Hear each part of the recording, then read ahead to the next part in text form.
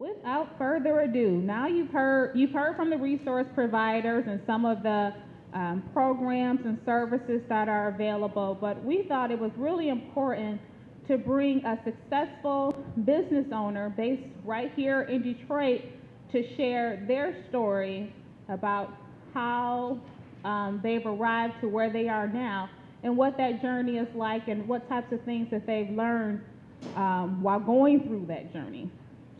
Philip Cooley opened Slo's Barbecue and Slo's To Go with various partners and is a general contractor with O'Connor Development. Because of Slo's success, Cooley has been afforded the opportunity to help residents of Detroit in need. He works on projects ranging from helping others open small businesses to designing and building public spaces. He is passionate about Detroit because he believes that it is a democratic city where all are welcome to participate. And I have a personal story, call it my Slow story. Before Slows had opened, I was living downtown, and there weren't a lot of places in Corktown to eat. Now, remember, the Free Press had written a story about this new barbecue spot opening up. So I clipped out the article and actually went over to where Slows is now with the article. I knocked on the door and peeked in, and I see Phil painting the ceiling on a ladder, and I said, "When will you be open?" And I remember this look he gave me like, "Lady, I'm painting the ceiling. It won't be anytime soon." So I saved the article because I was just so excited that people were investing in Corktown and just investing in the city of Detroit. And I think that a lot of people feel that energy from you, Phil, and that's why there's always a line to get into Slows. If you've ever gone by there, people feel that energy and that spirit of revitalization. So without further ado, we're going to hear from our keynote speaker this morning, Mr. Philip Cooley.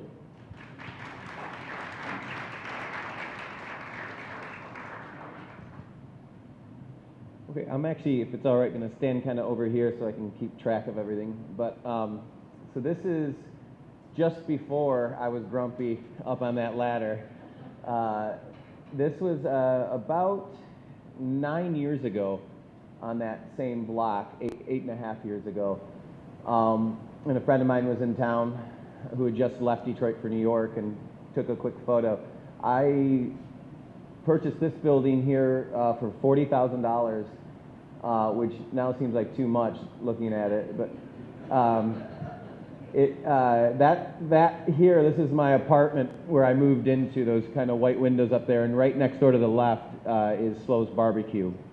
When I moved here, I moved here because of Detroit. I was fortunate to live in Paris, London, Tokyo, Milan, Chicago, New York, some really amazing cities. But I wanted kind of some substance to my life. I was a model for a couple of years, and essentially I was a coat hanger. And that just wasn't cutting it. There wasn't a lot of meaning to the work that I was doing. And I grew up north of here in a rural town, and I came down often because there was not a single sit-down restaurant in the town I grew up in. So beautiful, very picturesque, really nice people, very little culture. So Detroit always had that for me. I was always coming down for music, arts, and especially food. So I thought of this, where I'd end up. And really the thing that brought me to Detroit, besides, of course, Tyree Guyton's work, or all the different musicians, whether it's hip-hop, electronic, or rock, all these amazing things that were happening, the main thing really was the environment here. For me, it wasn't a structure like this, up and down, where, I'd be on that bottom rung and kind of getting dumped on the whole time, and then, 40 years later, I'd look back and I'm doing the same thing to other people. I wanted to work on this kind of plane with people and collaborating. Part of it was my own. I was pretty stubborn and bad with authority figures, so, but the other part of that, I knew that I had a voice and I had something to offer, but also that I was much stronger collectively with people versus, that traditional hierarchy. And so we opened up Slo's Barbecue. So, there we go. Whoops. I'll get there. Technology is not one of my strong points. All right, good to go. So we opened up Slo's Barbecue about, 6.5 years ago now. And essentially, it was actually really funny. It was either that or go work. My whole family worked for Ford, so it was either go work in the factory or give this a shot. And because this is the only thing I knew how to do. I had about 8 years in restaurant experience at this point, and the other folks that I partnered with also had quite a bit of restaurant experience. But I knew no one would, I didn't know what a foundation was at that point. I had no idea how to get grant money. And so I knew that if I wanted to do some of the weird things I wanted to do, I was going to have to pay for them. So I had to, join this capitalist structure at some point. So this was the only thing I thought that, this is the only chance I had, essentially. And shockingly, it worked. We opened up, and when we did it, of course, we received a loan. My father co-signed for us, so no bank would have touched us at the time. And so fortunately, my dad signed for us, and when we paid him back, he paid the bank back. We did it for about $300,000, and we worked for about 2 years on it, also the apartments up above it, for free for 100-hour weeks. It was a lot of sweat equity that went into it. The partners, immediately we said we wanted to give ownership to the chef, the sous chef, and the other guy who did the front of the house with me and helped build the place.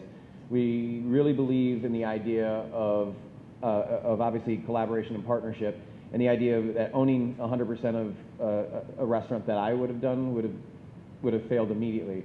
But owning the percentage of 51% of what I own of Slo's is a far better opportunity for all of us. So as we were young, lean, and scrappy, we became green accidentally, which was fun. And so you notice all the wood there. And now I'm an environmentalist, and I practice this regularly. But at the time, to be honest, we were throwing this material away, and we couldn't afford new material, so we actually pulled it out of the dumpster and reused it. So all that reclaimed lumber, that came from the building itself. So as you saw the earlier photos of the building, they were in really rough shape. The other thing that we noticed as we were going through this process of ownership for the first time, we started thinking about what we would be, who would we be. People would ask us, who's your demographic? And that was a really weird question, that we could discriminate against a group of people. No old people, please. But so we started really pushing ourselves to we picked barbecue because besides ribs, it's pretty affordable, and pretty much everybody likes barbecue. So we really wanted to be as accessible as possible to everybody. The other thing that we immediately noticed, that if we were going to be successful long term, that the community needed to be successful around us. They need to be healthy in order for us to have a healthy business. So right away, we started getting involved in the community and doing as much as we can. Now, at the start, of course, we weren't. Now I'm about a 80-hour week usually, and about 10 hours are actually on Slo's Barbecue, about 10 hours on traditional development, and the rest is just kind of fun volunteer work that I get to kind of play. I'm also fortunate enough to be able to hire 2.5 people, half being he works half-time for us, he's not a half person. But so we, at the start, we weren't obviously doing that much work in the community. We were just doing as much as we could do in the community. And now there's this term called social entrepreneurs, and we think that's the only way that you can do business. It's the only way that you can know your community and know your clientele, your customers. And so you have to have a give back, and you have to do what you can. You can't put yourself out of business doing it, of course, but you have to grow that as much as you're growing your business. And so that is why, obviously, I have some abilities, but they're not in the restaurant industry. They're not managing a restaurant. They're not cooking in the kitchen. So what was I going to do?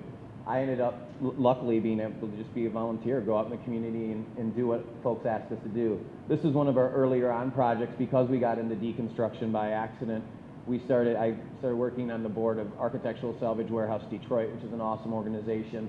This is a house in Brightmoor that Blightbusters wanted down, and instead of throwing the wood away, 26% of this nation's waste stream is is construction and demolition materials. We need to actually reuse them. We decided to remill all that lumber and rework it into this structure. So that's it. It's essentially transitional house that would be tied into urban agriculture, that would be also tied into, this is just, the room is a one room with a desk and a bed and storage for clothes and a dining room table.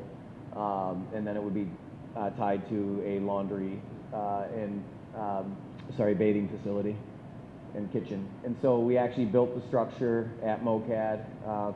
You see, and this is one of the tremendous things about Detroit, of course, like all these folks, including the semi-truck driving down Woodward there, this is all volunteer work, every single person on it. We built it started in February. I got frostbite working on it because I was wearing a tuxedo for the opening night of the exhibition while we built the structure, so probably not a good idea. But just the tremendous amount of volunteering and efforts that have gone into all the projects we do is just really and absolutely inspiring. So that's kind of it in its current condition. Well, actually, it's sadly the art museum that it was tied onto is no longer around, so it's a little rotted. But it was a great experience, a learning experience for us. Another thing that we did when the financial crisis hit, we had a stalled construction site. So we didn't want to just waste this space. So we said, why don't we just give this away to artists? So this space here is now apartments a few years later, but for that year and a half, we gave it away for free studio space. They protect the building, they protect the community, and it builds culture in our community. So it's not like these artists weren't doing anything for us as well. These folks came, and I love Charles is an amazing person. Charles and Karima wanted to open up oh, sorry. Oh, there he goes. I can hear me now. Sorry about that. Charles and Karima wanted to open up a Le Petit Zonk, which is a creperie. And Charles is a black Jewish French guy that moved here from Brazil. So I was like, whoa, this guy's the coolest dude in the world. So I said, yes, of course, I'm going to help. And so they asked me how to open up a business, and I went to check out Le Petit Zonk, which they knew how to open up a business because they already built the whole thing. It was all done. But what we were able to do was just like do their architectural drawings so everything could get legalized, pull all their permits for them, and the only thing they hadn't done was build tables, so we built them some tables out of reclaimed lumber as well. And so they were able to get open. And, people say this expression now that's called, it's doing well by doing good. And so the hours and the cost of that were pretty incredible, but we were in the New York Times twice for doing that. I can now bike or walk to a creperie in my neighborhood. Our property values go up when wonderful businesses open up. So there's so much benefit to doing this. So another reason why we love living in Detroit, because in New York, you see that person and you consider them competition. Here, you consider them your neighbor and you try your best to help out. So this is another thing that we do. This is an underground dining event called Clandestine. And so a bunch of chefs in town, they volunteer their time and often materials. We raise money. The majority of them have gone to Rock United, which is a great organization that just opened up a restaurant downtown called Colors that I recommend hitting this whenever you can. They work to get people of color out of the poverty cycles, out of Burger King, into educational paths or culinary careers. So the main thing is obviously raising money for that is very important, but what we want to do is get people together, start having conversations. So these are all held in non-traditional spaces, often abandoned buildings. And we want people to start seeing possibility and opportunity, stop seeing blight, start seeing hope. And so another thing we do is work in public space. So we also think it's very important for Detroiters. Obviously, we think we're successful because we collaborate and work together. We want Detroiters to have that same success. Get out of their homes, get into parks again, start working together, start communicating.